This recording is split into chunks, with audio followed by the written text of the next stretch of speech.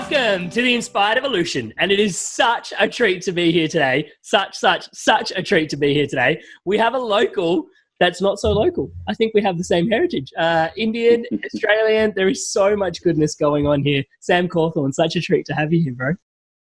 It is great to be here, and thanks again for having me. An absolute treat. For those tuning into Sam for the first time, he's an Australian motivational speaker. He's a success coach, self-help author. He's written 2 books. One of them is called Bounce Forward, which is, I love that title, and Storyshowing, which is a whole nother conversation to be had. And I'm looking forward to weaving that in at some point. And he's also an entrepreneur. He's best known for being the 2009 Young Australian of the Year in Tasmania, which is not home anymore, I think. I think Sam lives in Sydney. Plenty of work out there, and his work as a motivational speaker. So great to have you here. Yeah, great. Thanks again. I want to tune in. I know there's people that are probably listening into your story for the first time. How did the journey of becoming a motivational speaker come about? Because I know you're great question. Look, I was born a country farm kid down there in Tasmania, which is a little island underneath mainland Australia. So it was 2 hours out of Hobart in Tasmania. So my mum is Indian, yes. However, my father is Scottish, born in Edinburgh in Scotland. What a mix. Yes. But so I'm one of 11. So there's 7 boys, 4 girls, huge family. I'm an uncle. Right, 39 times. So I've got 39 nephews and nieces, which is huge. Wow, so much love. Yeah, exactly right. But look, I was like any other normal kid where I had loved to, and I always had huge dreams, and I just loved being outdoors, et cetera, et cetera. But I always knew that there was something deep within me that says that there is more. There is more to life. There's more opportunity. There is more to see. There's more people to meet. And so with this inner craving that I had within myself, I always fed that fire constantly. And so, however, at the same time, I was actually quite a shy and introverted kid. And so, however, I always wanted to feel accepted. So I started to hanging around with the really naughty kids in school, and they influenced me in a very toxic way. And then I found myself getting kicked out of school. Amrit, one thing I say a lot is that proximity is power. We all know that there's now undisputed evidence that now shows that we are the average of our 5 closest friends. Yeah. The company that we keep determine who we are. And so when I was in high school, they influenced me in a very toxic way, and I found myself getting kicked out of school. So I never went back into traditional education at all. So get this ready. I've never sat an exam before in my life. I certainly haven't, gone on to college, or certainly haven't studied at university. This is why you're a motivational speaker. This is inspirational. Pardon me for the intrusion. Yeah. But look, I've now spoken in 15 different universities, including being asked to speak at Harvard. But because I always fed this fire, this inner craving that there is more. And so, yet at the time, I didn't really know exactly what it was. So then I was going from job to job, and I found myself at Pizza Hut. But then I found myself getting a great job with the Australian federal government. And it was that job where I had my defining moment. And my defining moment came in the form of a car accident. So it was my fault. I was driving along, fell asleep, veered over the other side of the road, and the police said it was a 206 kilometre, which is about 160 mile, head-on collision with a semi-trailer truck. It was my fault. So I was pronounced dead at the scene, obviously resuscitated because I'm speaking to you guys right now. But yeah, it was a crazy moment. Incredible. And so on the back of the accident, what happened? Like, you've obviously gone through a journey of being here now. So you've gone through bringing yourself back together. I know you lost your arm in the accident. And since then you've been, how does, I guess the biggest thing that comes back, it's like you've got your book called Bounce Forward. But then also, like, how does one bounce bounce forward into this life of, such setback, let's just say from like a meta level, like a gross level, to then, inspiring the nation and beyond? Yeah, so obviously after my car accident, my entire rehabilitation team, their focus for me was to get me back to that same job, back to that same working environment, back to that as close as that they can, back to my previous life. But the bottom line is something had changed, right? Not only physically, but also emotionally, mentally, even spiritually, because my injuries were quite significant. So yeah, I did lose my most dominant hand, arm just above the elbow. So my arm was ripped off in the car accident. Also, my entire right leg was completely shattered. So the doctors did say to me initially, they said, I'll never be able to walk ever again. Wow. So it was certainly a very powerful transition that I had in my life, really trying to identify exactly what's next for me. And still I had this inner craving, this inner calling that says that there is more.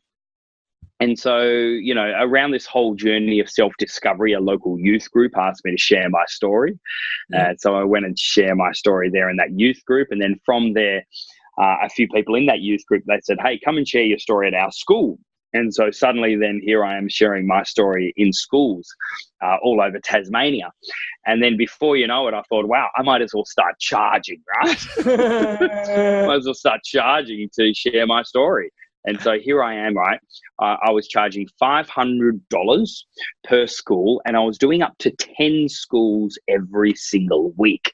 Wow. For those people out there that really want to learn how to communicate effectively one-to-many, I cannot encourage you, everyone that is listening right now, to go out and be faithful with the small, meaning this.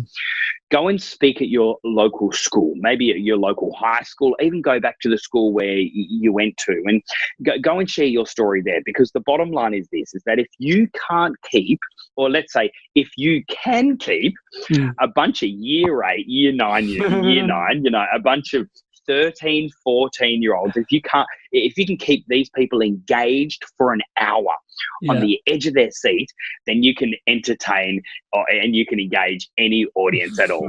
Because young people will certainly tell you if you are boring or not. Yeah. The distractions are real at that age, huh? Yep, absolutely. 100%. Amazing. And so, again, there's like a piece to the puzzle that I just, you know, there's not being able to walk again. And then, you know, what was it about you, do you think specifically, that had this like drive, or, you know, this inner calling that there is more? You've touched on that, to then being able to, you know, like I've seen you on stage, you're playing the guitar with one hand.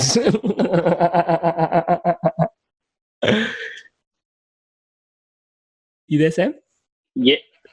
Yeah. Oh, good. Yeah. Really, really good question. Do you think it's something unique to you, or yeah? Yeah. Look. I actually believe, though, that everyone has something deep within them that says yes. You know, like that fight or flight mode. And so, you know, for me, I had no other option but just to overcome my accident, you know, these injuries that I had. I knew deep down that there was still something more in my life. I knew that there was still something that I needed to achieve in life. And so, it was like, I didn't suffer through any, you know, depression, anxiety, stress, or anything at all like that after my car accident. And it was mainly because, you know, I wanted to make sure that I could be a great father to my kids initially. So I at the time of my car accident, I had 2 kids. I had 2 girls. And so I wanted to make sure that I could make them proud, that they didn't just grow up with a disabled father, but they grew up with someone that they were proud of. And so certainly at my core, you know, and where my character is, that's certainly something that I really care about. Absolutely. That's amazing. You touch on something really profound there, in that, you know, there's always a balance, and especially being in the personal development sort of world, that, you know, we're trying to find intrinsic motivations, but sometimes there are those external things that are holding us together, that really help us guide us through those harder moments in life, would you say? Yeah, look, going back to what I said earlier on, proximity is power, and the proximity can be just simply your loved ones. Like my wife, she's been by my side the entire time. You know, my kids have supported this entire journey right from the start. You know, my family, the doctors, the ambulance drivers, the police person, etc. You know, they were there, you know, really supporting me on that journey. So, mate, I just felt so blessed, and I was so grateful, really, for having that proximity around me to help me go from where I was, which was really a crumbling mess, to obviously what could be possible in my life. Absolutely. Yeah, and there's this really interesting energy that you hold, which is, you know, there's almost gratitude for having, you know, you're really grateful for where you are at the moment. I know we like both share this in terms of gratitude being a big part of both of our beings. And obviously the question that arrives is like, you know, would you go back and change anything? And I almost know that you wouldn't. Am I safe in saying that? Like, yeah, so there's two parts there. One thing is I live via a philosophy that I'm content but not satisfied. And what contentment is. Yeah, and what contentment is, I'm very, very content. Like, I love my wife. I'm so blessed. I love my kids. So blessed. I got money in my wallet. I got food in the fridge. I got clothes on my back. You know, so my gratitude is so deep, right? And so I'm very content, but I'm not satisfied. Which then means there is more. There is more blessing. There is more prosperity. There's more opportunity. There's more influence. There's more for me to go out there and make a difference. And so I'm very content but not satisfied. And then going back to your other question of would I change it?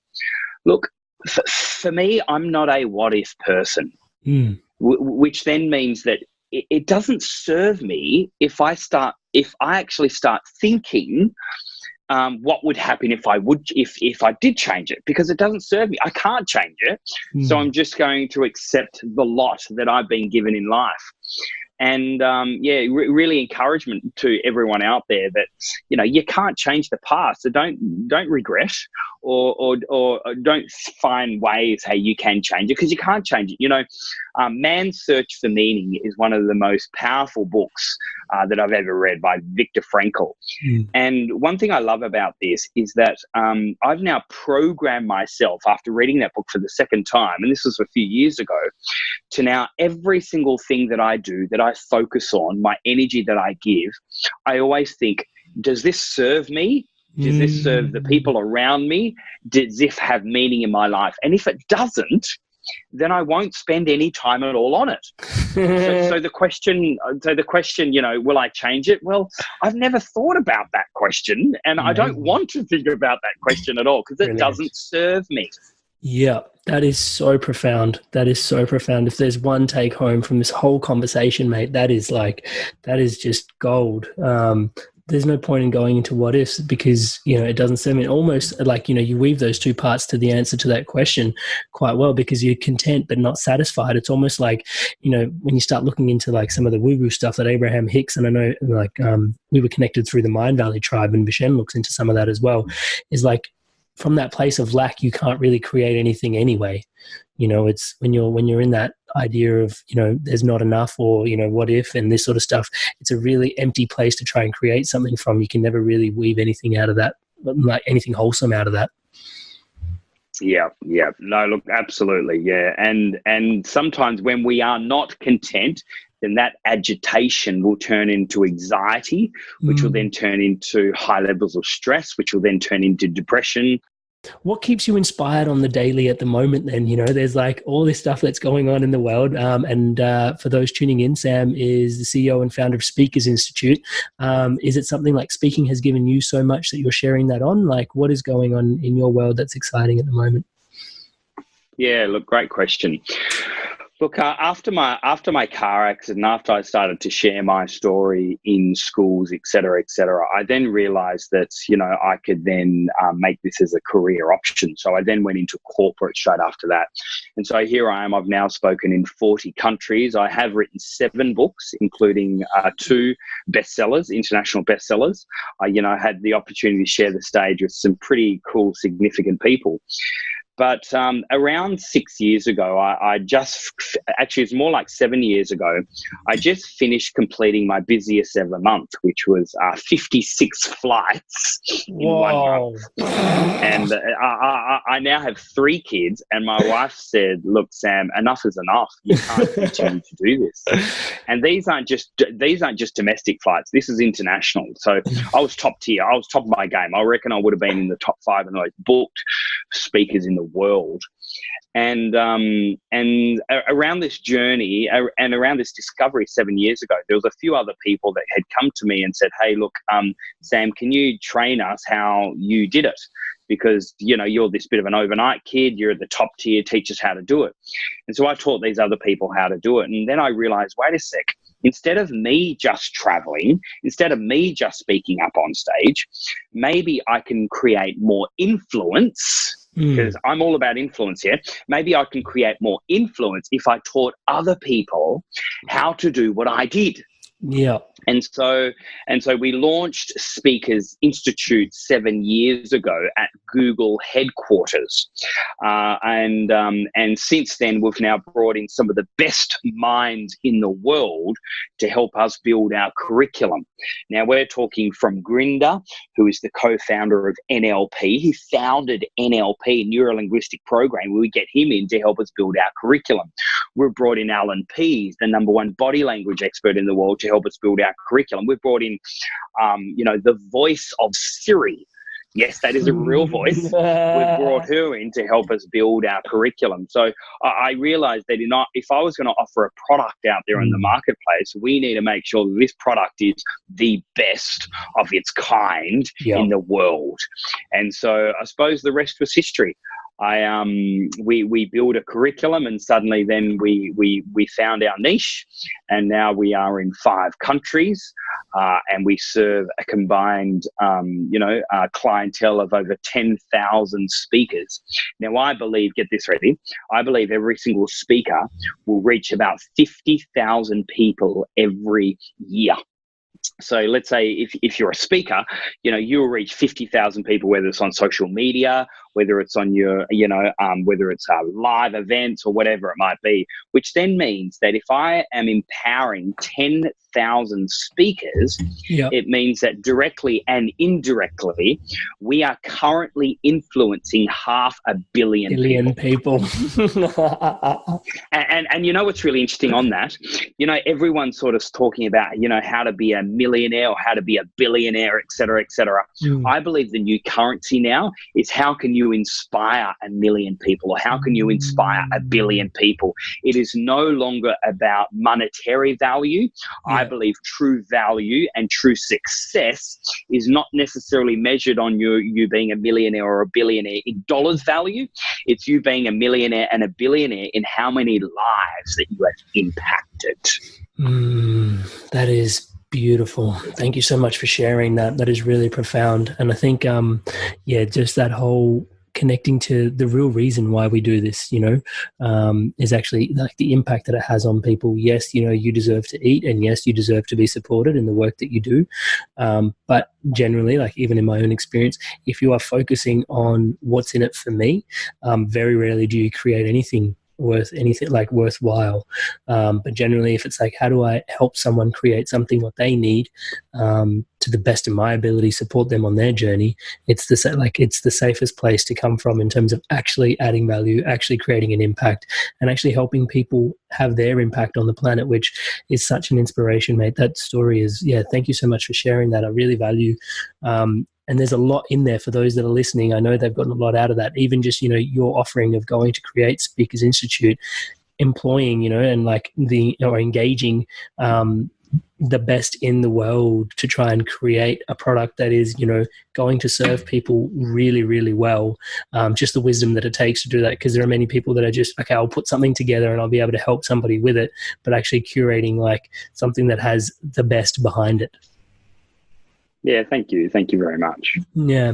And so in terms of, having the best behind it, what's the what's the mission long term with, where everything is headed then? So is it continuing to train and continuing this impact? Is impact what drives you now? Like you've mentioned that you want to impact impact is the key. What's the ultimate vision for you? What's the inspired evolution for tomorrow? What do you see? Like, is it more and more people speaking, sharing? Is it they all follow a current a thread, or like what's the vision? Yeah, great. So in November 2017, we launched our 2030 vision. And this was very much so in alignment to the vision that we do have for our company, the mission that we also have for our company as well. And ultimately, our vision is that we will be the leader in speaker training across the globe.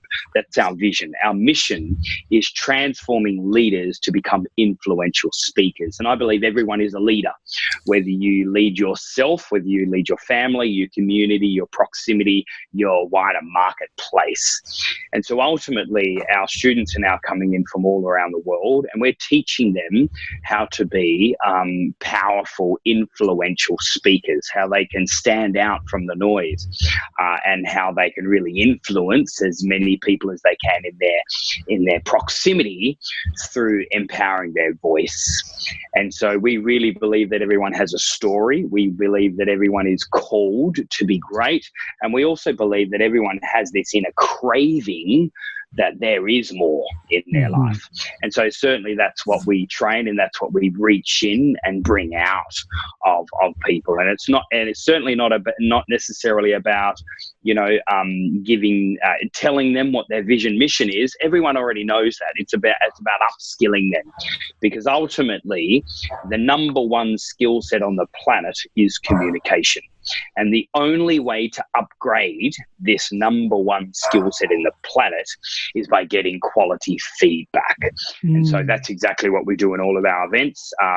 All of our students, they jump up on stage and we give them feedback. We give them feedback. We give them feedback. And so it's a very powerful transition that we do take people through to really transform their life so they can go out into the world and make a difference. So yeah, we'll continue to expand in more Asian regions.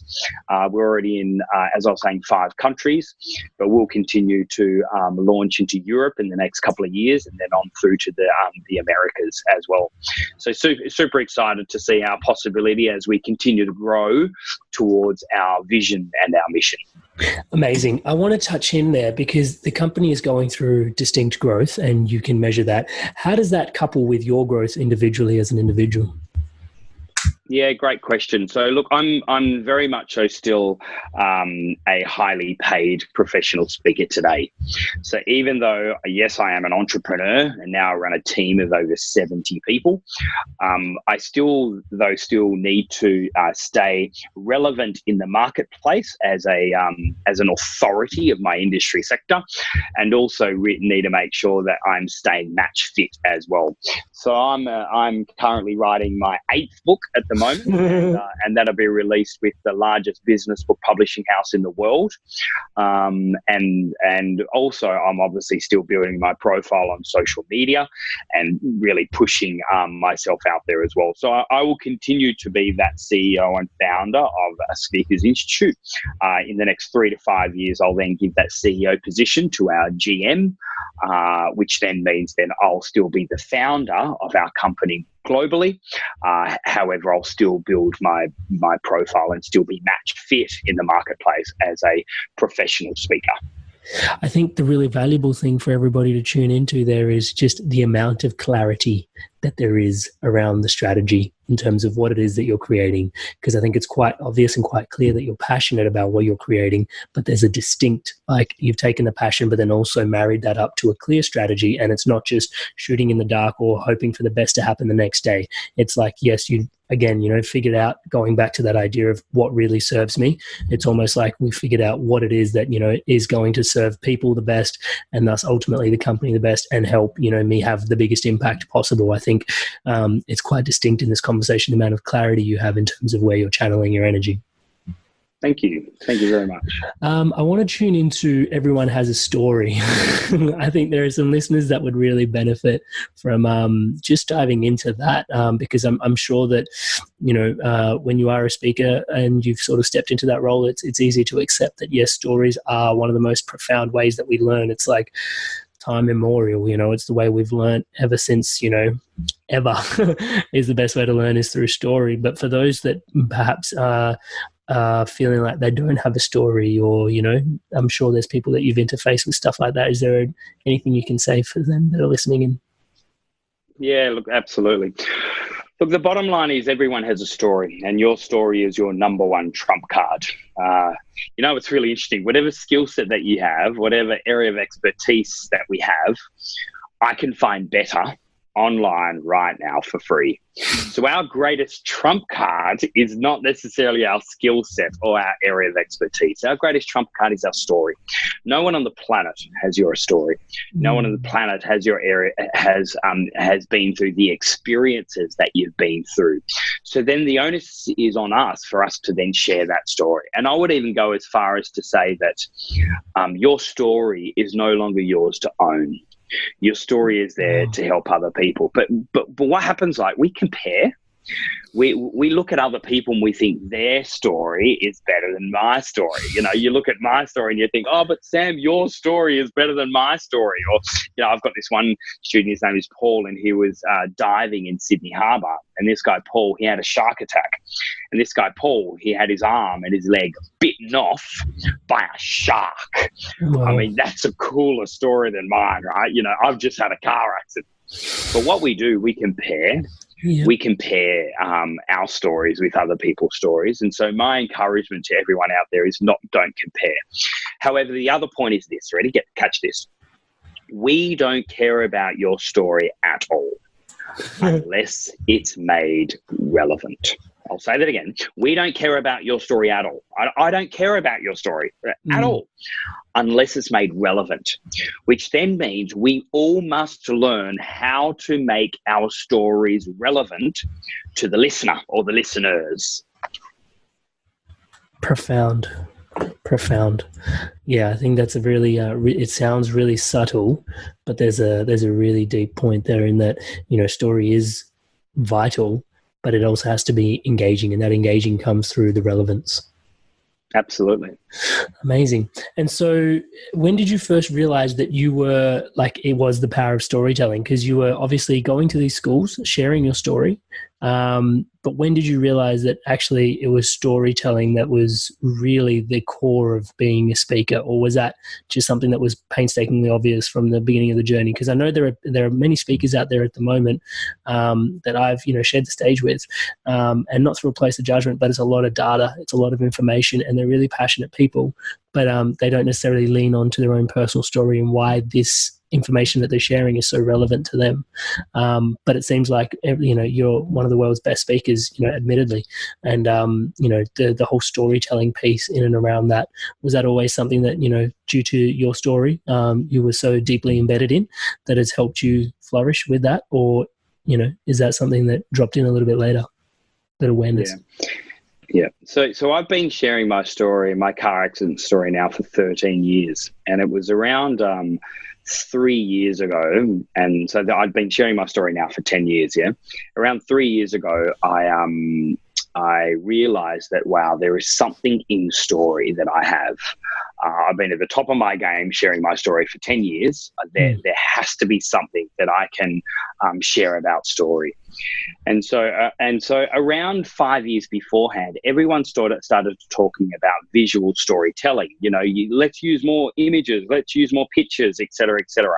But we're still using the terminology. And one thing that I would encourage everyone out there is really understand the power of terminology, particularly as an influencer.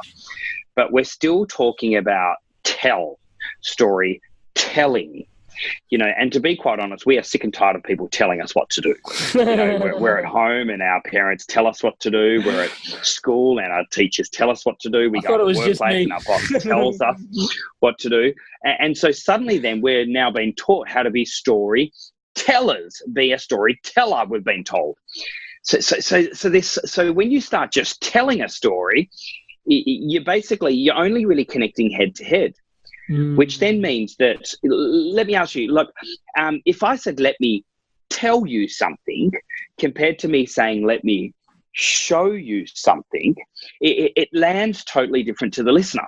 Now we're going straight from head to head, more to heart. So my latest book, which was released 2 years ago, is called Storyshowing: How to Stand Out from the Storytellers. Actually, it was released about 18 months ago.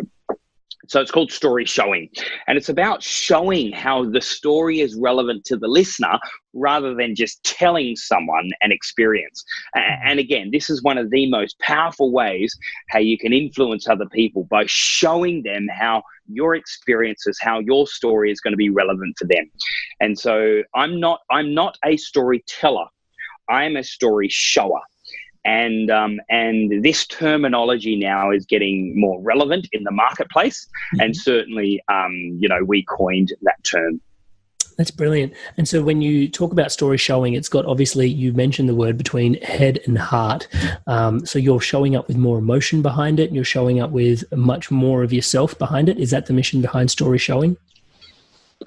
Yeah, so story is more about evoking emotion into the listener. I believe that every single influencer out there needs to be in the business of emotion. We've all heard of the terminology. We'll always forget what you said, but we'll never forget how you made us feel, right? Yeah, we always know that. We all know that terminology, but the reality is this: if you want to influence anyone, if you want to get them across the line, if you want to get the listener to make a decision, it's not about just informing them. It's not just about, just giving them information, which is head to head. What we need to do, we need to evoke emotion in the listener, because ultimately everyone is an emotional buyer. We need to get them to feel it. And ultimately that's what a story does. What a story does is a story evokes emotion into the listener. Thus, you've then captured their attention in order for you to influence them. Amazing. So I want to ask you a question about, you mentioned the word heart as well. And so, I just want to have a candid, flowing conversation around perhaps, what it is that it means to you to be like heart-centered, and, is there a spiritual, background to, some of you, or what does that, like, does spirituality mean anything to you in the work that you're doing? What does the heart mean to you in terms of the work that you're doing? Yeah, so I am a man of faith, so I do believe in Jesus. I go along to church whenever I can, whenever I'm not traveling. I serve at Hillsong Church. So it certainly has been a massive contribution in my life, and really, I believe the only reason why I am here today is because of my faith. And so certainly that has been a pivotal journey in my life. So yes, every single day I'm grateful. Every day I pray. And it certainly is at my core of who I am. So yes, that is my spiritual walk. That is my faith journey. And it certainly does help me to stay focused and passionate about the things that I do.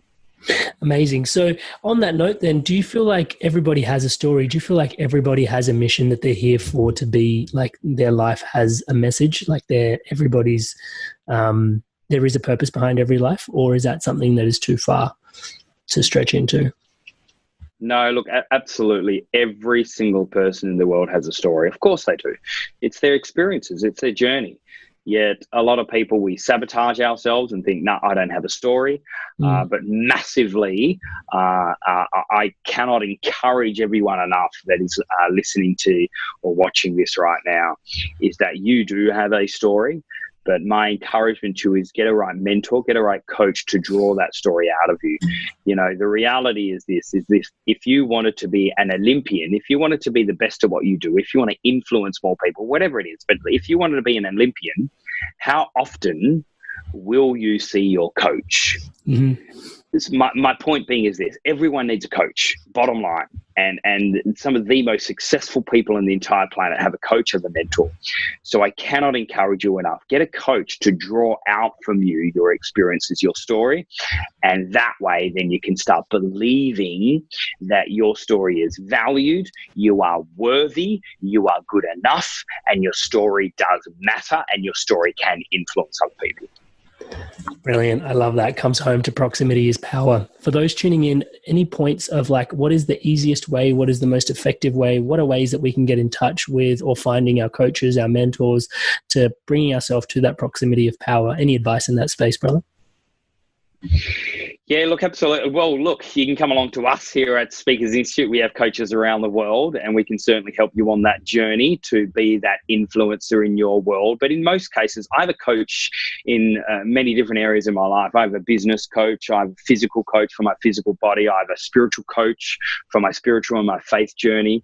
So get people that are obviously the best at what they do. And one thing I always do is veto them, meaning that be very, very, very cautious who you listen to, who you lend your ear to, because every single person out there wants to give you advice. Everyone does. You walk down the street and they'll all love to tell you their opinion and their advice. You know, the other day I was seeing someone, and they were giving their opinion and their advice to someone else in how to write, how to get a book published.